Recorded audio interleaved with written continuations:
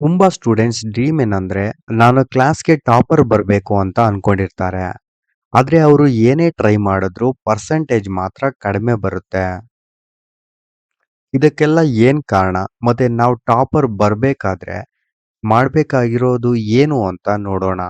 ಅದಕ್ಕಿಂತ ಮುಂಚೆ ನೀವೇನಾದ್ರೂ ನಮ್ಮ ಚಾನಲ್ಗೆ ಸಬ್ಸ್ಕ್ರೈಬ್ ಆಗಿಲ್ಲ ಅಂದ್ರೆ ದಯವಿಟ್ಟು ಆಗಿ.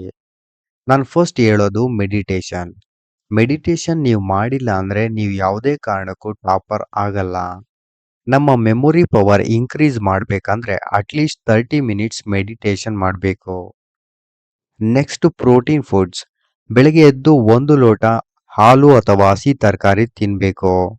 ನಮ್ಮ ಬ್ರೈನ್ಗೆ ಬೇಕಾಗಿರೋ ಪೌಷ್ಟಿಕಾಂಶ ಸಿಗುತ್ತೆ.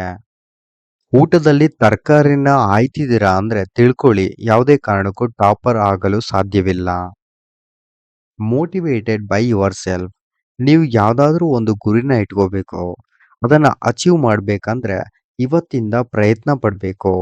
ನಾವು ಎಷ್ಟು ಕಷ್ಟ ಪಡ್ತೀವೋ ಅಷ್ಟು ಪ್ರತಿಫಲ ಸಿಗುತ್ತೆ.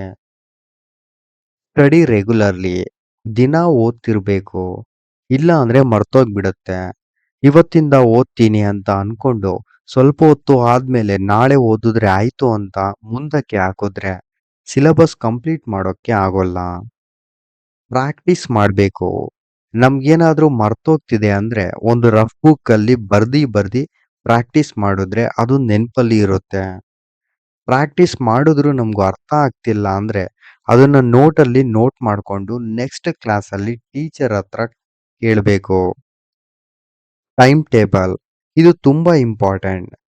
ನಾನಿವತ್ತು ಈ ಸಬ್ಜೆಕ್ಟ್ ಮುಗಿಸ್ತೀನಿ ಅಂತ ಅನ್ಕೊಂಡ್ರೆ ಅದನ್ನ ಮುಗಿಸ್ಲೇಬೇಕು.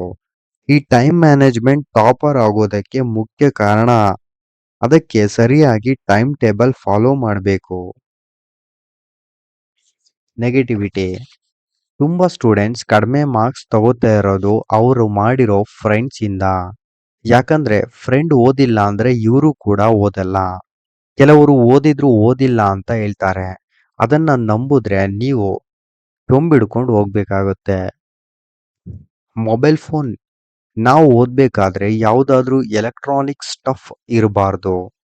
ಯಾಕಂದ್ರೆ ಅದರಲ್ಲಿ ಬರೋ ರೇಡಿಯೇಷನ್ ನಮ್ಮ ಮೆಮೊರಿ ಲಾಸ್ ಮಾಡುತ್ತೆ.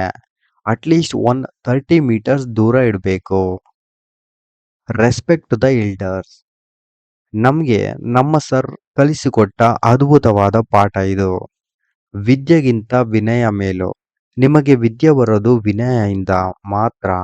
ಹಾಗಾಗಿ ನೀವು ದೊಡ್ಡವರಿಗೆ ಗೌರವ ಕೊಡುವುದನ್ನ ಮರಿಬೇಡಿ. ಕೊಡ್ಲಿಲ್ಲ ಅಂದ್ರೆ ನಿಮ್ಮನ್ನ ಚಪ್ರಿ ಅಂತ ಕರೀತಾರೆ. ವಿಡಿಯೋ ಇಷ್ಟ ಆಗಿದ್ರೆ ಲೈಕ್, ಶೇರ್, ಸಬ್ಸ್ಕ್ರೈಬ್ ಮಾಡಿ. Thank you.